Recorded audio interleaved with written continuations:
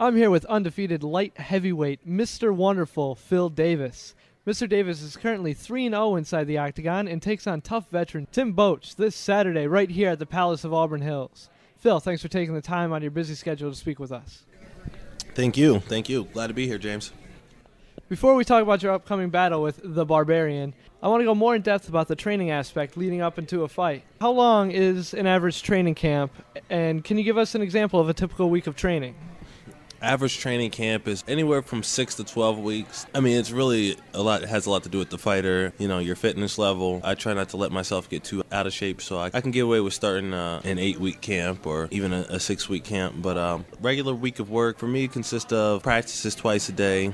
Maybe in the morning, it'll be sparring, and later on that evening, I'll come back and be a little bit more specific with my coach or do some bag work. Mostly in the morning is a more intense practice, and later on in the evening, it's a little bit more concentrated on skill work and improvements. There's a saying that says you're only as good as your training camp. Why don't you tell us a little bit about your coaching staff and your training partners? Absolutely. If there was ever a training camp that was like the Yankees, it's my second home, which is AKA in San Jose. And the place where I spend most of my time is it's Alliance in San Diego. That consists of Brandon Vera, Travis Brown, Joey Beltran, soon-to-be bantamweight UFC champion of the world, Dominic Cruz. And those are the core group of guys. There's also a bunch of other guys that are up-and-coming. Lou Polly, Danny Martinez, Aaron Beach. It's a group of guys, and then we have some great coaches. Eric Del Fiero is he's more like a boxing and MMA coach. Adrian Melendrez he's a really sharp boxing coach, and Billy Shaibi is a Muay Thai coach. And Lloyd Irvin's a jiu-jitsu ninja specialist, and everybody working together. It's a crazy environment once that teamwork comes together. If you can fail in that environment with those coaches, you have absolutely chose to do it yourself. I mean, the coaches are awesome. They're willing to put forth a lot of time to make you great. In training camp, there's things that you enjoy and things that's probably god-awful. Give me an example of what's the best part of training and what's the thing that you don't like? Training, I enjoy training for the most part. It is my job, and I take it as serious as a job. Sometimes I get mad at myself for not getting to work on time, not staying as late in office as I should. But other than that, to me, it's not a job at all. It's just so much fun every day. And so, I mean, I really can't say it's necessarily, there's no real bad. The bad part for me is probably, sitting at home, icing my shins, or, trying to get myself to put ice on my knee or my shoulder whenever I'm banged up. Just regular everyday stuff that you should be doing that, it's just a pain in the butt to do, but you got to do it. If you want to keep yourself fresh and preserve your body, you got to do it, and that for me is the hard part. All right. Now, coming into your next match with the Barbarian this Saturday, how much time did you and your coaching staff take on studying a fighter like Tim and developing a game plan against him? After we found out who we're going to fight next, game plan isn't something that we immediately go to at the beginning of training camp. Training camp for me is it consists of intensely working to get better up until the last couple of weeks, maybe 2 or 3 weeks out, maybe 4 weeks. Then you start to personalize your training toward that opponent, because otherwise, if this fight was scheduled 2.5 months, 3 months, 4 months out, and that opponent can change 2 or 3 times before the fight. You can't just keep changing the way you're training, keep changing. You have to stay focused on one thing up until that fight. And that fight, what I mean by stay focused, I'm only worried about me being better every single day in the gym. It's not about defeating this part of Tim Boetsch's game or looking out for this trick that he does up until that last couple of weeks. And then we really focus on selective game plan stuff that we want to happen. Up until then, it's all getting better every day in the gym. What, if any, special preparations have you made for the fight? Have you brought certain fighters in to kind of emulate his style? Absolutely. I brought out my one of my really good friends and training partners from Penn State. His name is Jared Platt. Had him to come out and wrestle with me because Tim Bosch he's a good wrestler and also a Pennsylvania native, or from Maine but moved to Pennsylvania and wrestled there. So I mean, there's a certain level of toughness that you have when you wrestle in college, and especially in Pennsylvania. So I needed another body that can give me that kind of feel, like a real wrestler's feel, not like an MMA guy. You know, I needed a real wrestler to get in there and beat me up and throw me around, just in case that's what Tim Bosch had in mind. I mean, I've seen his power. I've seen what he's capable of doing. He threw what's his name, that Heath kid, straight across the cage. I still don't know how it happened. He picked him up like a child and threw him against the cage. I decided right when I saw that, I said, he's not going to do that to me. I got to find somebody to come out here and practice with him, because he's just not going to be throwing me around on international television. I'm not going to have it. Gotcha. I know he's a monster there, but what advantages do you believe you have over Tim?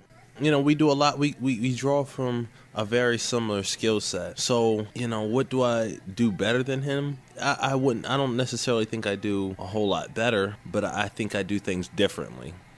He and I draw from the same base skill set of wrestling. He can grapple, he can do jiu-jitsu, and he can stand up. But our styles are just, when you have two guys that come from the same background like that, what's going to make it interesting is how each guy's wrestling style carries over into his MMA, and how his stand-up style translates into his wrestling. I think I have a different style from him, and that should, hopefully that means that I'm a little bit slicker and I'm able to catch him off guard. All right. What I believe the fans want to know is, when that cage door closes Saturday night, what direction do you really see that fight going in? You know what, honestly, I think the more you think about something, the more you allow yourself to worry about it, even though in my mind, when I do visualize the fight, I only visualize me winning and being in dominant positions. But for the most part, I think it's going to go well for me. I think it's going to go well for me. I know Tim Bosch is not going to make it easy. He's what I call a typical Pennsylvanian. He's tough, he's strong, he's not going to quit. And so everything that I am, pretty much. You know? So it's going to make for an interesting fight. I prepared myself for a 3-round battle, and maybe get the fight of the night. All right, and I just want to take a second to actually go back to your main skill set, what brought you here, and you're a collegiate wrestler standout at Penn State, 2008 NCAA champion, 4-time All-American, 197 pounds. Tell me, how did you get started in MMA? There was a lot of things. It was a couple of cats that I knew from wrestling that were getting into MMA. There's obviously a lot of wrestlers in MMA, but there were a couple of guys that I knew personally that got into it, because for the most part, when I watched MMA growing up, I would say, man, these dudes are really crazy. They just crazy. And when I finally got to the point where I knew Josh Koscheck and Ryan Bader, Cain Velasquez, and a couple other guys that are getting to the sport, I knew them personally. I was like, man, these aren't crazy guys. I mean, they're pretty chill. You know, they're not like those crazy risk takers. None of them want to base jump and do nothing crazy with their life. So why are they doing this MMA? Let me give this thing a shot. You know, let me see what I can do. So that's kind of how it started. Again, you were at 197 when you were wrestling at Penn State, and now you're light heavyweight 205. Does that transition a little bit? Is that easier to cut the weight down to 205 than the 197, or does it really not make a difference? When you're wrestling in college, it's the hardest weight cut ever. You cut whatever weight you need to cut, and then you weigh in and you compete in 1 hour later. And I was able to be successful cutting 16, 17, 18 pounds, competing 1 hour later. So for me, cutting weight for MMA, even though I'm much bigger, the weight class is a little bit higher, but you know, I definitely filled in that weight gap there. You know, I'm not just the same gangly guy that was wrestling, got a little bit bigger. But for me to weigh in the next day, it's so much better. It's so much better. It's so relieving. A lot of times it was so stressful wrestling because you never want to be weak. You don't want to be weak in front of your opponent. And sometimes it just hurts so bad getting on the scale, and as soon as you did, you got to put your game face back on so they don't see you sweat, you know? And now I don't have to do that with MMA.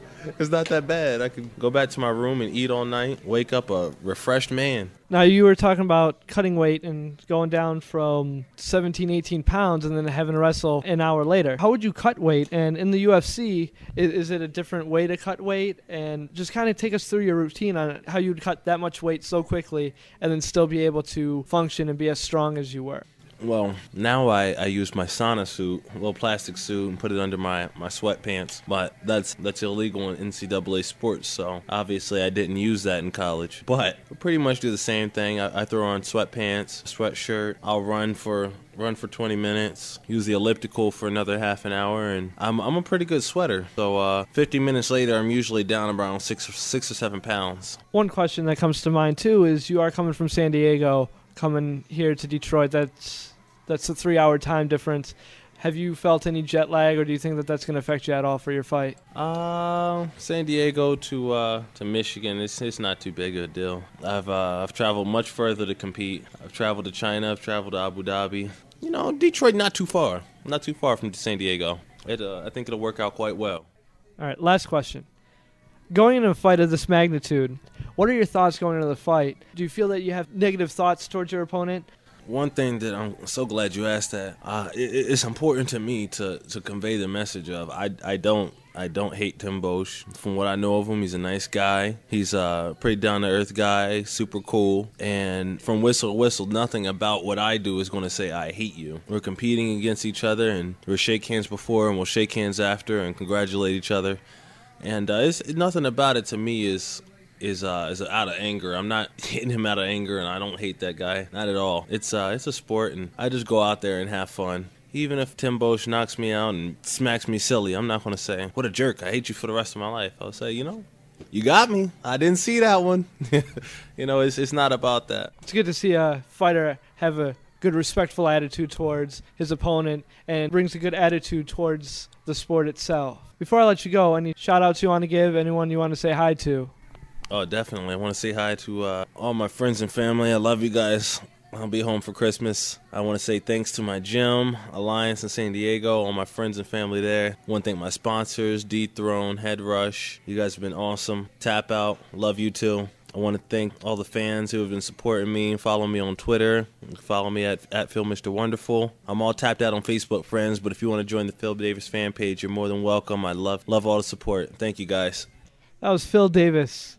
Ladies and gentlemen, 7-0, undefeated in his MMA career. You can see Phil Davis Saturday, November 20th, UFC 123, live at the Palace of Auburn Hills. Phil, thank you again for taking the time to talk to us. Good luck this Saturday. Thank you. It's been a pleasure.